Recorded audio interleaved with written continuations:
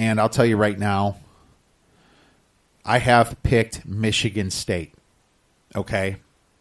I think Duke is better than Michigan State. I think Michigan State is awesome. But I think Michigan State's a top 4 team, but I think Duke's better with Zion. But I'm looking to win the bracket challenge. I think Duke beats Michigan State on a neutral court 6.5 times out of 10. 65% of the time. Okay? If you look at the spread between these games, I can tell you what it is right now. If Duke played Michigan State, Duke would be favored by like 2 points. Now, would it get bet up? Sure. But literally, if you look at power ratings, if you look at KenPom, you would see that Duke is not that big of a favorite. On the other side, I have Gonzaga playing Texas Tech. And I almost put Marquette there. But I'm going to go with Gonzaga. But I like Texas Tech because I think their offense has more upside. And Michigan struggles when they play a great defense. You saw them lose to Michigan State. You saw them lose to Wisconsin this year. On the other end of the spectrum, Michigan didn't play the best defenses in the world. I mean, Rutgers, Ohio State's been down. Indiana, Minnesota, Illinois, and their non-conference, they played North Carolina, which is just all run. They played Villanova before they got their feet wet on November 14th. I think for value, you're going to get Texas Tech, and so that's why I went with them. Now, this Michigan will be favored by about 1.5 to 2 points, I believe. But I still think that the value here is with Texas Tech, and I like the fact that they lost. I like their motivation coming in. Michigan went all the way to the big dance last year. It's time for somebody else. On the other side, I got North Carolina versus Kentucky, and I have North Carolina winning in a barn burner. I'm completely fine if people pick Kentucky. As a matter of fact, I'll have different brackets with Kentucky. But in this one, my main one, and I put my heart on, I'm going North Carolina. And then we have Virginia versus Tennessee. Big surprise there. I have Virginia. So the Final Four, Michigan State, Texas Tech, Virginia, North Carolina. March is Izzo's month. Virginia's going to be happy to make it to the Final Four in the first time in forever. North Carolina beats Virginia in a speed game. They outshoot them, just speed them to death. Michigan State beats Texas Tech with their fact that they're top 8 in almost every category. And Michigan State plays North Carolina, and I have North Carolina winning it all. Now, yeah, better chance if Michigan State wins. But to be honest with you, if you have Michigan State versus North Carolina, and you might even beat some people with North Carolina that didn't get the Final Four right. So that's my bracket. And if you have any questions, you can tweet us at the Odds Breakers. Check out our website and reach out to us. All right. It's time to move on to some picks for the earlier games. Now, tomorrow I'm going to have Kyle Hunter on to break down some tournament games. We might go head-to-head on some. Who knows? I'm going to have some leans and some plays. Kyle obviously has a giant customer base. He'll give you his leans, and he'll give us a play. But as for right now, I want to educate people as much as they can from Kyle's knowledge on how he approaches this whole thing. So you're going to get that tomorrow. But the way I look at it, I went and did write-ups on the 4 play-in games today, and I hope to have a slight write-up on every game. Now, that might not happen. I think it'll happen, but I have some other handicappers that's going to be throwing out some games as well. Let's get started, though, shall we?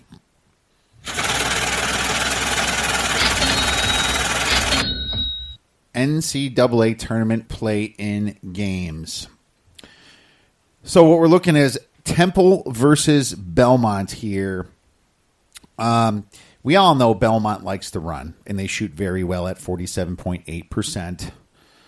You know, they're like you look at their numbers, you really want to play on them.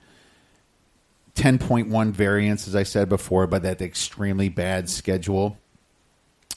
They score 85.5 points per game, which is number one in the league over Gonzaga. And they only give up 75.4 on the road. It's a nice variance. Obviously, they don't play a ton of defense. They play fast. So does that Ohio Valley division. Now, these are great numbers, but the only problem with them is that their best wins are against Lipscomb and Murray State. And you saw what happened the last time they played Murray State. Temple is lucky to make the tournament as an at-large, but everyone was screaming for them because they like fast-paced basketball. They stuck out over bettors, things like that. Now, people say that Temple is lucky to be in the tournament as an at-large, ranking 76 on KenPom, only shooting 43.3% on the road at 72 points per game, giving up 71.8. Not that good, 1 point difference, but they had a lot harder road in the American Athletic Conference, as you should see or have seen. What I like about Temple is that they're pretty tall. You know, they can guard well down low, which is Belmont scores most of their points. I think, 45%, and I think free throws and 3 points make the difference. But, Belmont runs and likes to speed up the pace, but Temple's done pretty well against those teams like Memphis and Tulsa. So they've seen this before, right? Temple's kind of like a Jacksonville State to me a little bit. I think they kind of play the same style. And Jacksonville State, with their tall guards and, just the way they zone and stop Belmont from their picks. They know how to stop the threes. They get down low quick. They get muscled when they play the bigger teams, the Houstons and the Cincinnatis and stuff like that. But they've done well against high-powered offenses. So they even beat Houston one game, and they lost the other game to Houston by 7. So, I'm leaning Temple here in the over. It's a lean. It's almost alike. Let's see where the public takes Belmont. Okay. That thing goes over 5.5. Trust me, I'm going to be a buyer on the Temple side. Fairleigh Dickinson versus Prairie View A&M. Now, I didn't want to write these names so much. So I actually abbreviated them because that's pretty much all they're worth. These teams were made for each other. Prairieville, they rank next to each other at 208 and 209 on KenPom. That's why the spread's so low. If you look at the spread, right now it's Prairie View A&M +2. And the reason that is because Prairie View A&M, the SWAC, has one of the worst conferences. They're all ranked like 330 to 350. They're terrible. So that kind of tells you right now, Fairleigh Dickinson might be the side here. But Fairleigh Dickinson plays offense well, but, man, their defense is terrible, and even Prairie View A&M's ranks a little bit ahead of them. Both teams give up more points on the road than they score, even in those bad conferences. Prairie View shoots about 43.4% on the road, and Fairleigh Dickinson shoots about 45.1% on the road. I'm not going to spend too much time here. I'm going to lean Fairleigh Dickinson -2, and I'm going to lean the under 149. But this is definitely going to be an ugly game. You're going to see way better games in the other conference tournaments. The other NCAA tournaments. All right. NC Central versus North Dakota State, -5.5, over-unders 135. Another two teams made for each other, really. Both of them were bad on the shooting. About 43.5% they averaged on the road. Allowed about 5.5 points more than they scored on the road. NC Central is by far the worst team in the tournament. They rank 303 on KenPom, while North Dakota State ranks 199. That's almost a third difference.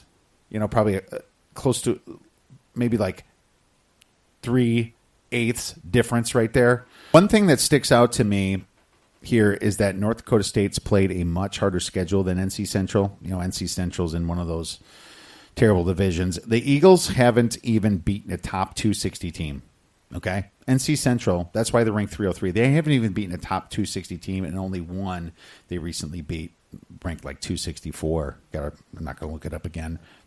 These are my notes. I don't remember seeing a team this bad making the tournament. Not for a long time anyway. But something might ring a bell, but not going to research it. One thing NC Central has done is slow the pace down, okay, and play a little bit better D.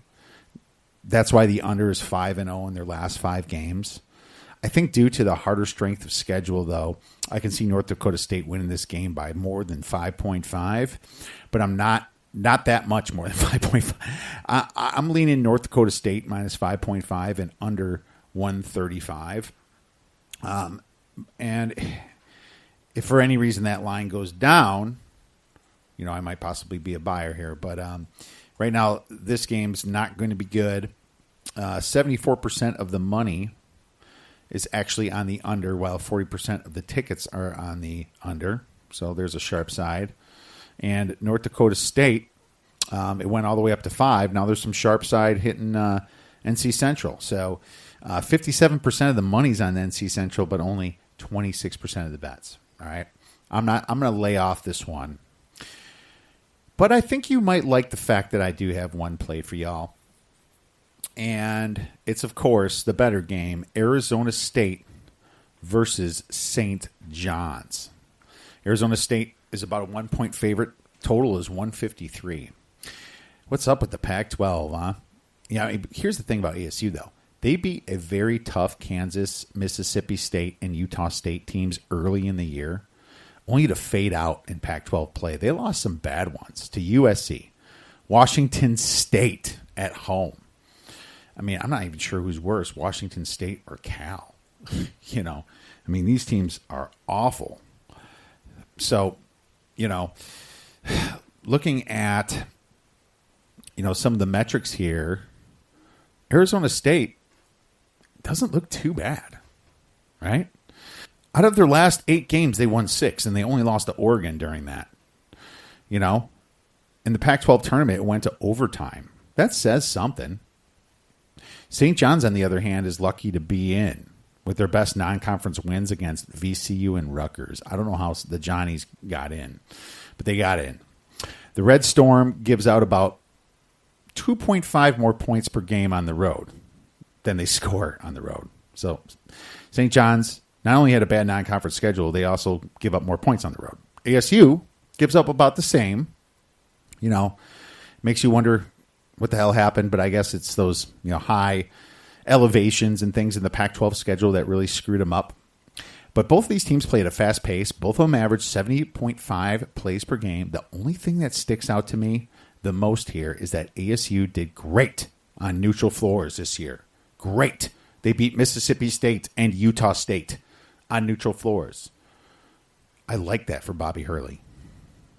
Now, St. John's, Chris Mullen, they played one neutral floor game against Georgia Tech.